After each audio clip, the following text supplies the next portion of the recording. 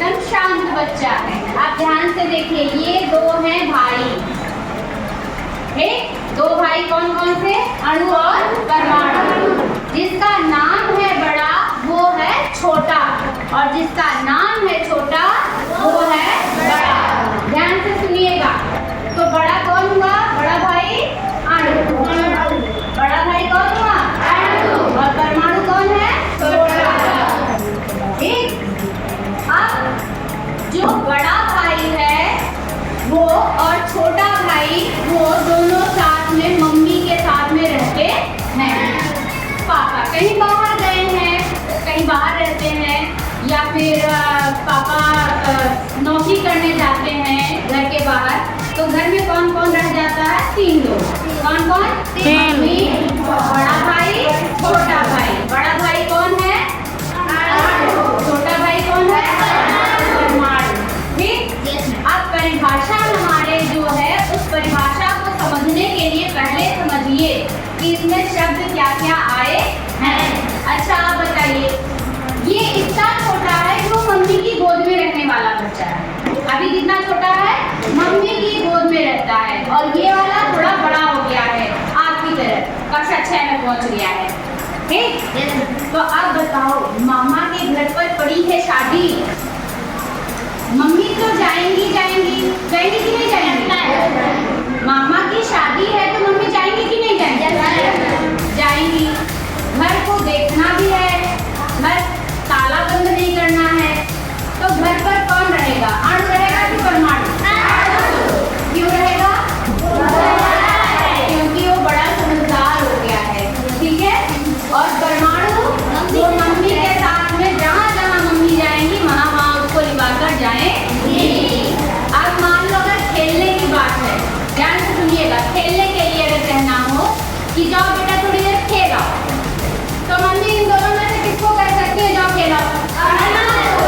अणु को। क्यों? क्योंकि परमाणु तो इतना छोटा है कि कहीं भी गिर जाएगा, सड़क पे भाग जाएगा, तो मम्मी उसको आजाद छोड़ेगी? उसको आजाद नहीं छोड़ सकती है। तो जहाँ जहाँ मम्मी जाएंगी वहाँ वहाँ उसको लिवा के जाएंगी। अब परिभाषा हमारी क्या कह रही थी कि किसी भी पदार्थ का वह छोटे से छोटा कण जो स्वतंत्र अवस्था में नहीं रह सकता। स्वतंत्र माने आजाद, स्वतंत्र माने आजाद। अब स्वतंत्र कौन नहीं रह सकता है?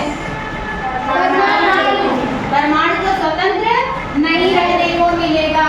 और अणु कैसा रहेगा? आजाद है, उसकी मर्जी, जहाँ चाहे वहाँ घूम सकता है, बाजार जा सकता है, घूमने टहलने सब जगह जा सकता है, तो ये स्वतंत्र रह सकता है। अगला है किंतु किसी भी रासायनिक अभिक्रिया में भाग लेता है। अब हमारी एक तो स्वतंत्र हो गया, दूसरा है रासायनिक अभिक्रिया। अब ये रासायनिक अभिक्रिया क्या है आपके यहाँ? मामा की शादी। तो मामा की शादी में कौन जाएगा? परमाणु जाएगा, क्योंकि वो क्या है? छोटा है। और अणु नहीं जाएगा। कौन जाएगा? परमाणु। ठीक? तो स्वतंत्र कौन रहेगा? अणु। और स्वतंत्र कौन नहीं रहेगा? रासायनिक अभिक्रिया में कौन भाग लेगा? कौन भाग लेगा? कौन जाएगा रासायनिक अभिक्रिया में? मामा की शादी हमारी रासायनिक अभिक्रिया है ना, तो कौन जाएगा वहाँ? परमाणु जाएगा। और अणु क्या करेगा? घर रखाएगा, उसको नहीं जाने को मिलेगा। ठीक? तो परिभाषा याद करने के लिए पहला चीज याद रखना है कि जिसका नाम है बड़ा वो है छोटा, और जिसका नाम है छोटा वो है पहला चीज। ठीक? तो अब परमाणु की परिभाषा देखेंगे। परमाणु की परिभाषा क्या कहती है? किसी पदार्थ का वो छोटे से छोटा कण है, एक तो बहुत छोटा है, जो स्वतंत्र अवस्था में नहीं रह सकता है, वो हमेशा किसी न किसी की देखरेख में रखा जाएगा। तो वैसे ही स्वतंत्र यानी आजाद न रहने वाला कण कौन सा होता है? परमाणु। और जब रासायनिक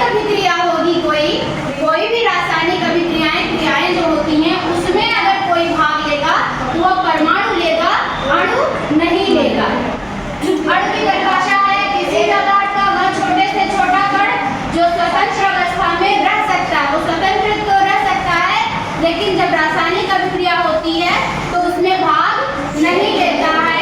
अगर कोई अणु भाग ले रहा है, उसमें रासायनिक अभिक्रिया, मान लीजिए ऑक्सीजन है, किसी के साथ अभिक्रिया कर रही है, तो उसमें क्या होगा, सबसे पहले इसको किस अवस्था में आना पड़ेगा, परमाणु की अवस्था में, तभी रासायनिक अभिक्रिया होगी, नहीं तो नहीं होगी। जुड़ने के लिए इसको ऑक्सीजन और ऑक्सीजन में टूटना पड़ेगा। बात समझ आ गई? ठीक, तो स्वतंत्र कौन रहेगा? स्वतंत्र कौन रहेगा? स्वतंत्र कौन नहीं रहेगा?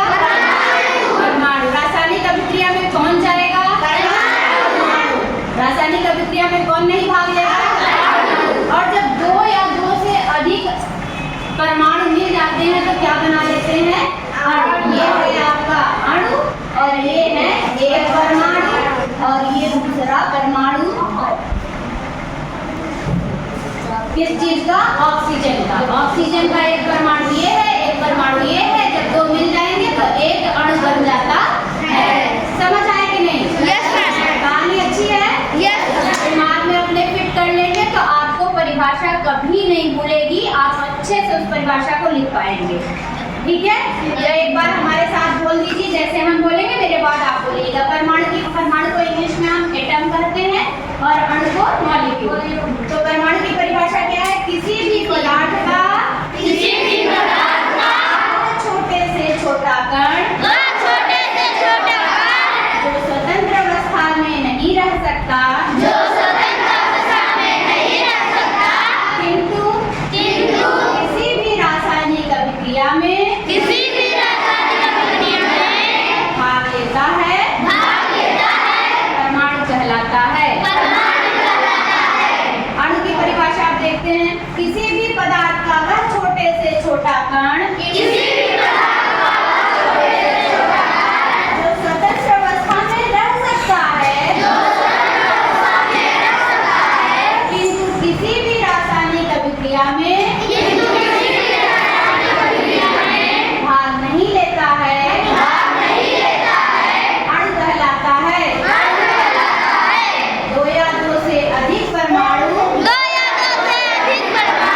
मिलकर अणु का निर्माण करते हैं। कहानी अच्छी है?